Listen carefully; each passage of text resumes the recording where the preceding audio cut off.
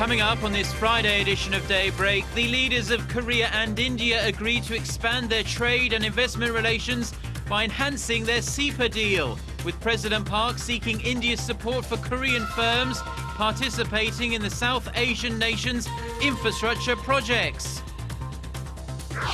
A day after threatening nuclear war if South Korea and the US go ahead with their annual military drills next month, Pyongyang proposes the two Koreas stop trading insults and carrying out military drills in the region. Seoul maintains the drills will take place as planned.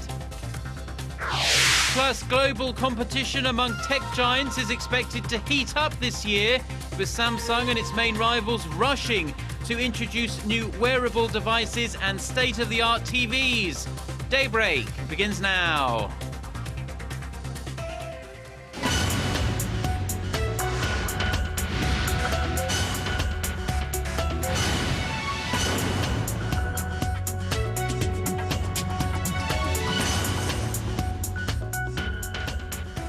You're watching Daybreak on Friday, January 17th. I'm Choi Yusan in Seoul.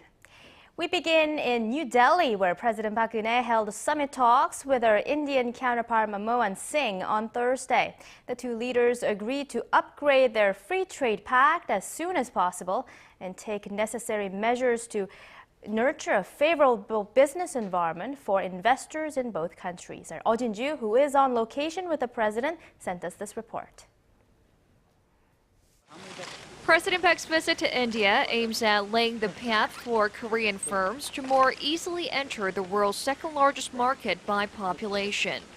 One of the most notable accomplishments of the summit talks between President Park and Indian Prime Minister Manmohan Singh on Thursday was the two leaders deciding to quickly upgrade the Korea-India Comprehensive Economic Partnership Agreement, or CEPA, so that it covers not only goods but also investments and services. 한인도 포괄적 경제 동반자 협정 개선 작업을 가능한 빠른 시일 내에 완료하기 위해 최대한 노력하기로 하였습니다. The two countries will be holding ministerial-level talks on the matter in March. Both leaders also agreed to revise the tax treaty between the two nations to reduce the tax burden on Korean and Indian companies operating in each other's countries and to prevent double taxation. 양국 간의 투자 확대 및 영업 환경 개선에 중요한 토대를 마련한 것을 의미 있게 생각합니다. President Park has also sought an expansion in financial support for Korean firms willing to take part in infrastructure projects in India, part of its 5-year development plan, with MOUs having been signed between Korea's Exim Bank and Indian financial institutions. POSCO's stall project to build a steel mill in the Indian state of Odisha looks like it's finally back on track, with President Park securing promises from the Indian government to resolve the obstacles that have been blocking progress for roughly 9 years now. The Korean steel giant was granted an environmental clearance for the 2,700 acres of land required for the project and also secured a promise from the Odisha state government to grant POSCO a prospecting license for an iron ore mine some 300 kilometers from the steel mill. On Friday, President Park will attend events that are focused on cooperation in the sector of the creative economy and meet with Indian business leaders to call for further investment in Korea. Eoh Jin-joo, Arirang News, New Delhi.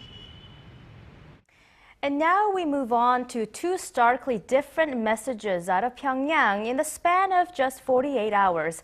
On Wednesday, the regime threatened a nuclear war on the Korean peninsula, but on Thursday, it proposed easing inter-Korean tensions at the start of the Lunar New Year holiday.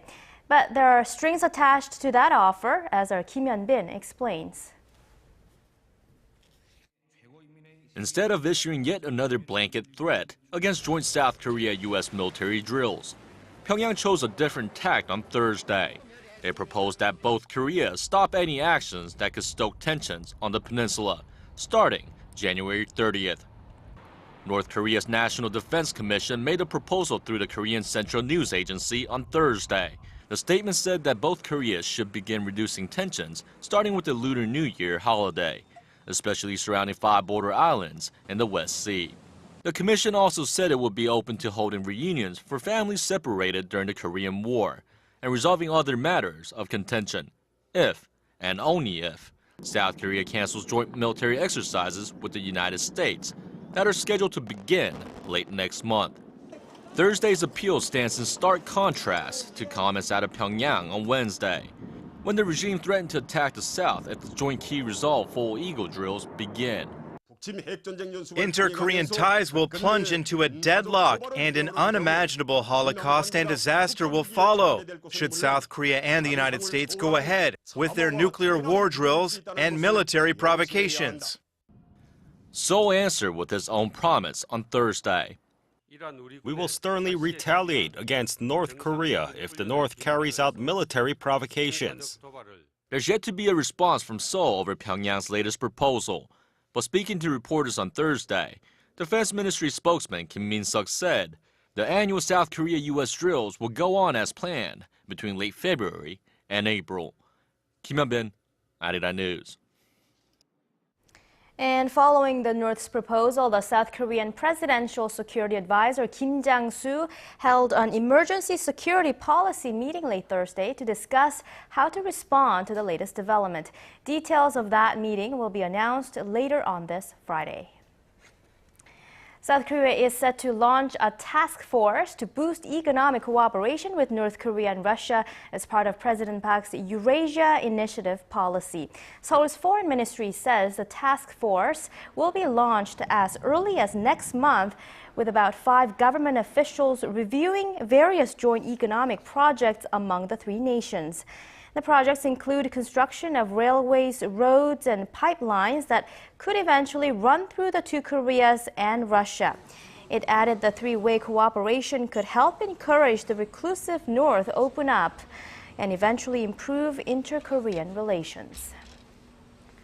In a landmark step that could increase international pressure on Japan, the U.S. House of Representatives has passed a bill addressing the issue of Japan's wartime sexual enslavement. It marks the first time that the matter has been included in U.S. legislation. Hwang Sung-hee has the details. U.S. lawmakers are formally calling on their government to pay more attention to the so-called comfort women, or women forced into sexual slavery by the Japanese military during the Second World War. In a document attached to a spending bill for 2014, the U.S. House of Representatives makes note of a 2007 resolution on the comfort women issue and urges the Secretary of State to encourage the government of Japan to address the issues raised in the resolution. The 2007 resolution calls on the Japanese government to issue an official apology for its wartime sexual enslavement of women. An estimated 200,000 females, mostly Korean, were used as sex slaves by the Japanese army in the early 20th century, and many are still waiting for an apology from Tokyo, although time is running out for the aging victims. The bill passed on Wednesday is not legally binding, but is highly symbolic of Washington's efforts to address the matter.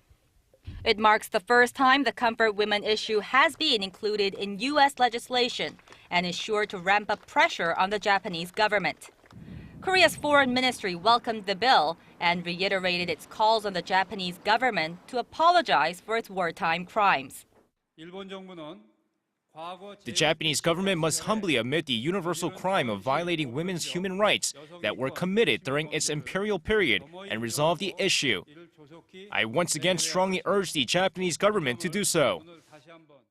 Although the bill still requires Senate approval and a signature from President Barack Obama, Seoul's foreign ministry said that the bill is a sign that the comfort women matter is no longer just a regional issue, but a global one.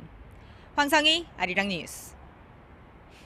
Korean banks plan to increase lending to small and mid-sized firms this year as the economic recovery gains pace.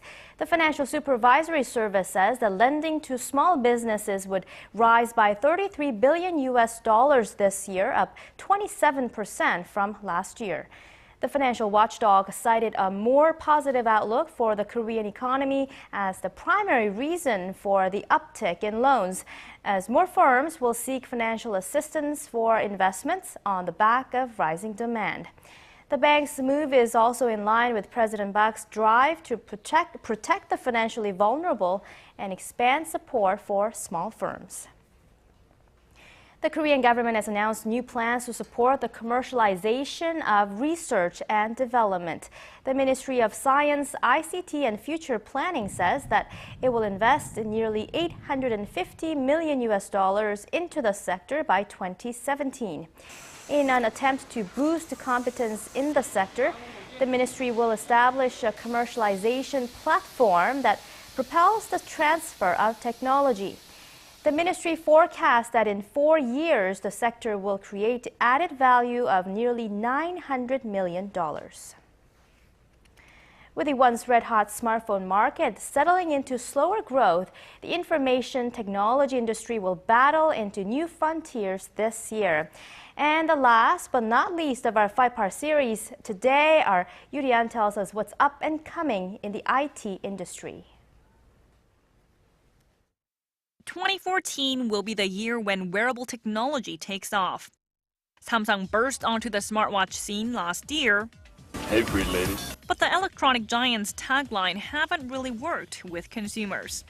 The company recently rolled out an upgraded Galaxy Gear smartwatch that allows users to control home appliances by remote. And with the Apple iWatch and Google Glass due to hit shelves this year, the stage has been set for a fierce competition to win consumers over with the latest wearable gadgets. We need to build our own software for wearables. While Samsung's smartwatch is powered by Google Android, Google Glass uses its own software. Korean companies are also jumping into another hot battleground this year, the so-called IoT market, or Internet of Things, connecting objects to objects. Take this service, for example. Press a button on your smartphone, and your car engine starts. If someone tries to break into your car, an alarm goes off in the car and on your smartphone. By combining our IoT technology and a car servicing company, we've created a new service that allows you to monitor your car wherever you are. Now, there's a familiar area in which electronics companies will try to make a comeback, and that's TVs. Ultra-high-definition TVs, to be exact. Ultra HD TVs offer 4 times the resolution of regular HD TVs, and the technology is expected to be the main driver of TV sales this year, especially with the upcoming Winter Olympics and World Cup. IT products by Samsung and other Korean companies were major contributors to the Korean economy in 2013. Exports of IT products reached a record high last year, making up nearly a third of the country's overall exports. But Korea faces new challenges this year, with smartphones no longer considered a safe cash cow. The big question is, will Korean players remain as movers and shakers of the industry? Yoo Jin, Arirang News.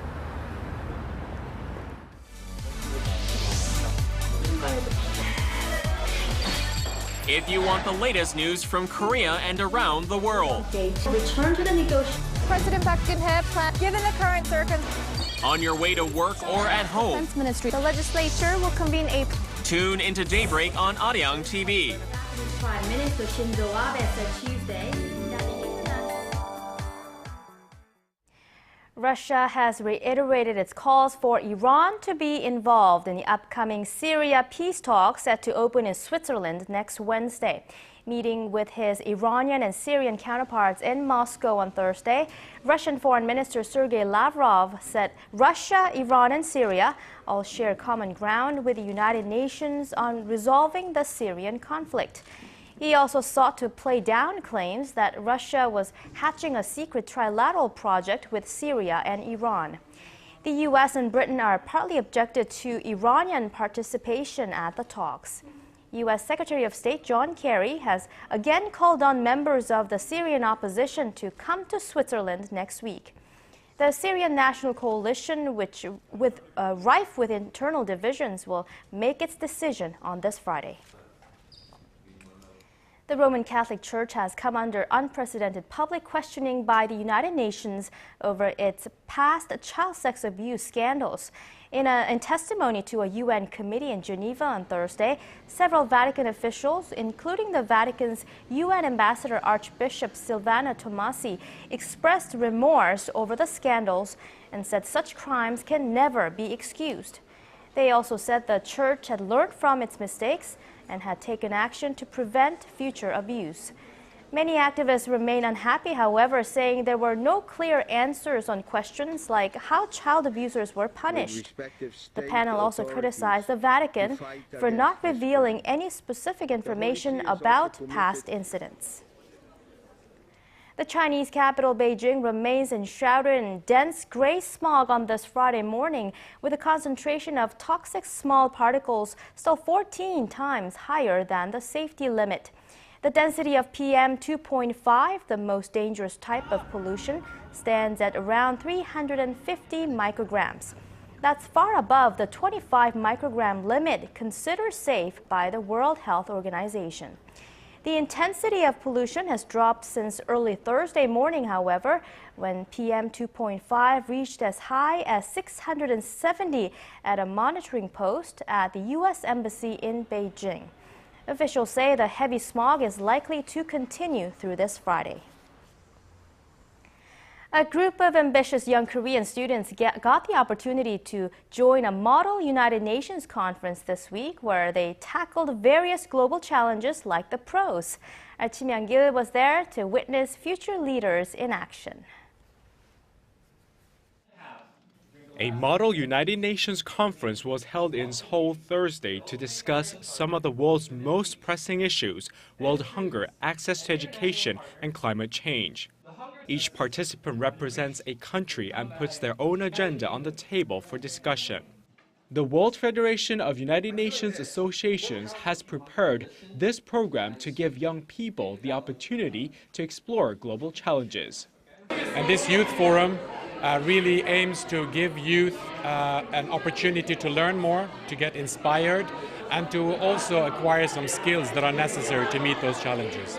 5th to 12th grade students have gone through 1 week of training led by professionals from international organizations, NGOs, academia, and other relevant fields.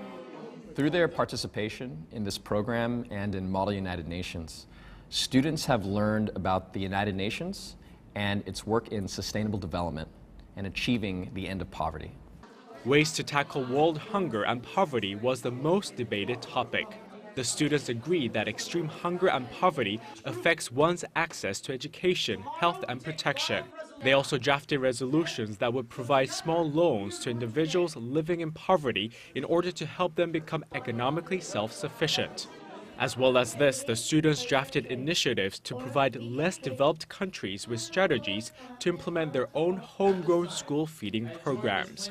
I represent the delegate of Mexico, and the educational environment in Mexico is really good. Through this youth forum program, I learned that our opportunity in Korea is so better than other developing countries. The students said they were able to gain a greater understanding of how the UN works and the challenges world leaders face when approaching global issues.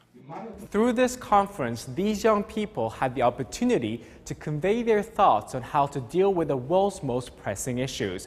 And who knows, maybe one of these students could follow in the footsteps of Korea's most well-known diplomat, UN Secretary General Ban Ki-moon. Kim Young-gil, Arirang News.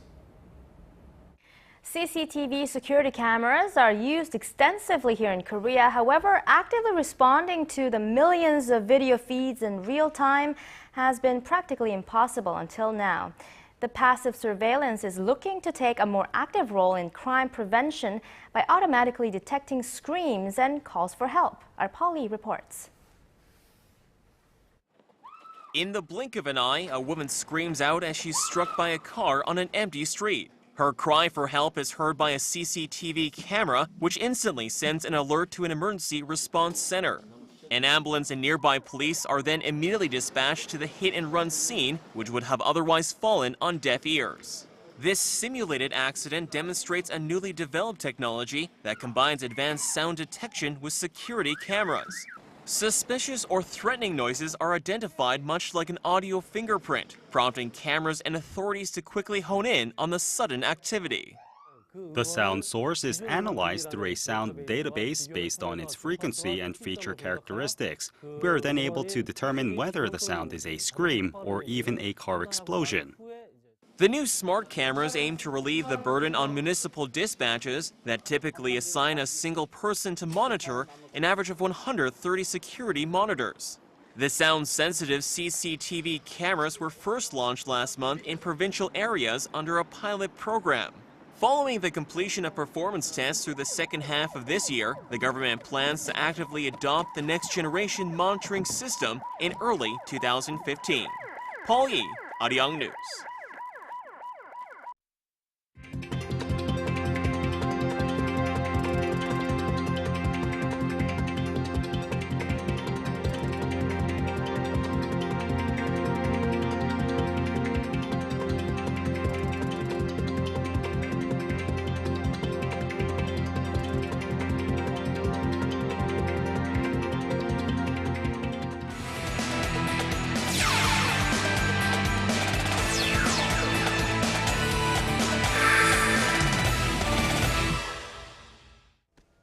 And TGI Friday, everyone, as we kick things off in the LPGA. Now, the FIFA World Cup might be taking place in June, but what they call the Women's Golf World Cup, or the LPGA Solheim Cup, will take place in July. And to no surprise, Korea is seeded #1. Now, with 8 different nations facing off in July, Korea has been seeded first thanks to a team that's comprised of world #1 Park Geun-hye, 5th-ranked Lee So-yeon, 7th-ranked Chen Ha-yeon, 10th-ranked Kim In-kyung, and others. With the combined ranking point of 23, it's 14 points lower than the United States, as Korea hopes to take the title at the Solheim Cup. And moving on to football, the South Korean national football team is off to a good start in the new year as they jump up 1 spot in the latest FIFA ranking. After finishing off the 2013 season ranked 54th in the world, Korea moved up a spot and is now ranked 53rd in the world. The current ranking is the 3rd best in Asia after Iran, who's ranked 34th after moving down a spot, and Japan, who's ranked 48th after moving down a spot as well. Meanwhile, the top 25 nations were left unchanged. And now moving on to some Thursday night's KBL action, the Incheon Itilan Elephants were able to hang on to beat the Jeonju KCC Aegis in a close match, 79-75. Meanwhile, with the Seoul Samsung Thunders taking on Busan KT Sonic Boom, let's take a look at the highlights. Now, first quarter of the game, a very close one with KT taking a slim 17-15 lead. But the second quarter of the game, Cho Sung-min's 12 points in the quarter helped KT storm into halftime with a 43-32 lead. Things continue to go downhill for Samsung in the second half of the game as 7 different KT players score in the third quarter as they outscore Samsung 28-9. As they cruise through rest of the way, 90-62, your final score. And finishing things off with some V-League action from last night, led by Bethania de la Cruz de Peña's 34 points. GS Caltex dominated Korean Expressway 3-0. Meanwhile, with LIG Graders taking on Russian Cash Vespid, let's take a look at the highlights. Now, first set led by Arpat Baroti, Russian Cash easily takes the set 25-19. But the next 2 sets, LIG answers back with 25-23, 25-22 set win as they're 1 win away from win number 7. But Russian Cash not going down easy in this match as they take the 4th set 30-30 before taking the 5th set 16-14. With Arpat Baroti finishing off with game-high 33 attack points on the night as Russian Cash takes this match 3-2. And that's going to wrap it up for me. This has been SJ. Have a great weekend, everyone, and see you guys again for your sports needs.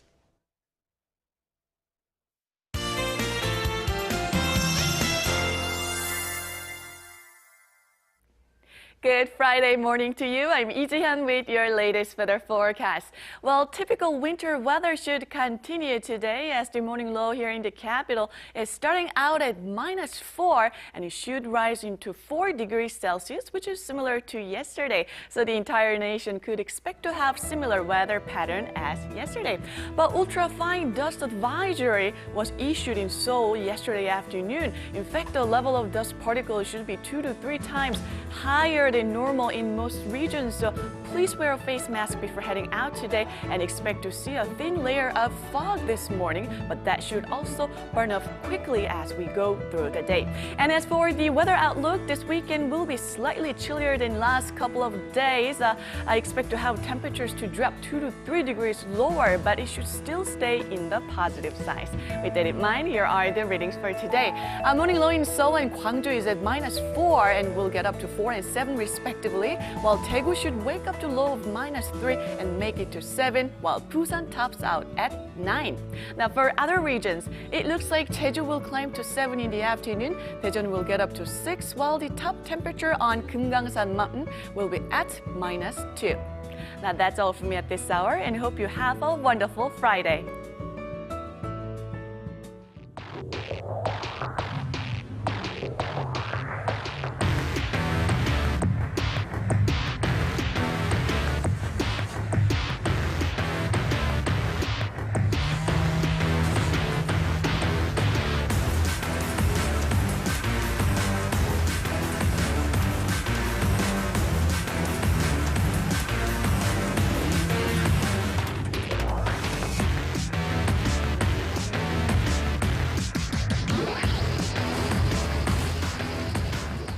And that does it for this Friday edition of Daybreak. Thank you for being with us.